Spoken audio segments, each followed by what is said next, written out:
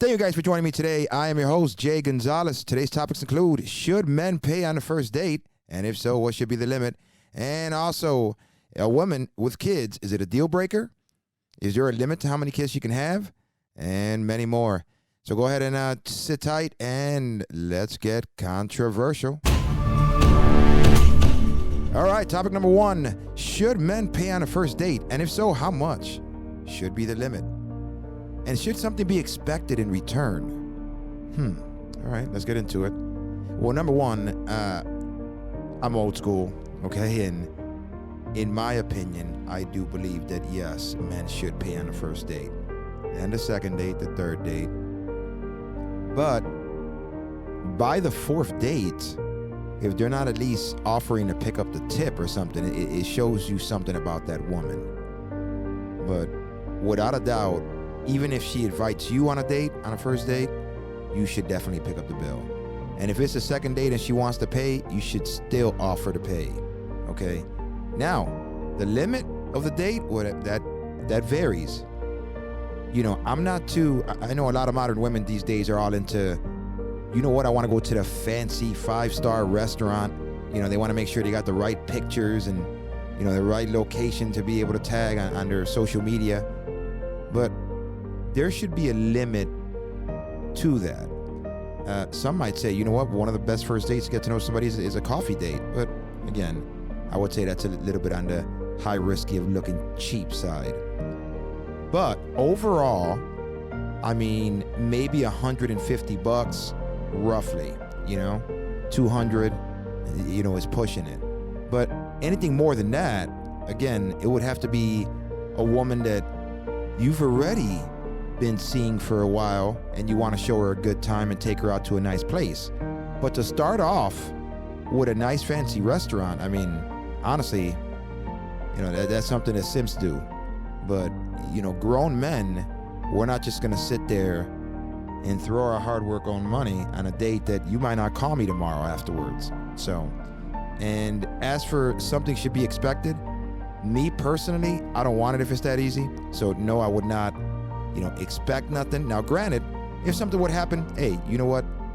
If the vibe is right and the mood is right and you guys are really feeling each other and something would happen, sure. You know, I'm not going to sit here and deny I probably wouldn't do it. But it wouldn't be something I would be expecting. And again, that's just my opinion. And as for the type of place, does the type of place matter as in location? To me, as long as you let the woman know in advance, like, hey, you know, for example, hey, I know this nice pizza place over here, you know, on Broadway. Would you like to, you know, go with me? You know, you want to go get something to eat? And that way she has an idea of where she's going instead of just taking her to a spot and she's upset or whatever the case may be because you took her to a pizza place, for example. So hope that, you know, takes care of that portion of it. So we're going to go ahead and topic number two. Topic number two is a woman with kids. Is it a deal breaker? And is there a limit on how many kids she can have? And are you expected to raise the kids or take care of the kids as if they were your own? Okay. Here's the thing with women with kids. Women with kids, if you're going to date a woman with a child or children, you have to understand that you will never, ever, ever be number one in her life. There's always going to be situations where she can't make it or something comes up with the kids or the kids are sick or some excuse, you know, whether she can't get a babysitter. And these may be valid reasons. And this may not make her a bad woman. But the fact that men require a lot of attention. Okay, well, I wouldn't say a lot of attention because sometimes most of, you know, we like to be left alone, but we do need our quality time with our woman. And when you're dating a woman with children, that could affect things. You would only have to, especially if you still haven't met the kids, she's not ready to introduce you to the kids, so you're getting even less time. At least, depending on their age, if, you know, she introduced you to the kids, you could spend even more time with her. Let's say the kids are small, you know, 3, 4, whatever, 5, 6. And, you know, you could play the father figure role or, you know, just the good guy role, let's say. But at least you'll have more quality time that you could spend with her. But if she hasn't introduced you to the kids you're getting very, very minimum time. Now, should you be providing or taking care of the kids as if they were their own? In my opinion, you know what, every now and then it made me feel good. And again, speaking on experience, I did date a woman that had children. So it would make me feel good every now and then just to come home with a little toy, whether it be from Walgreens. Or no, it didn't even have to be, at that age, it doesn't have to be something extravagant.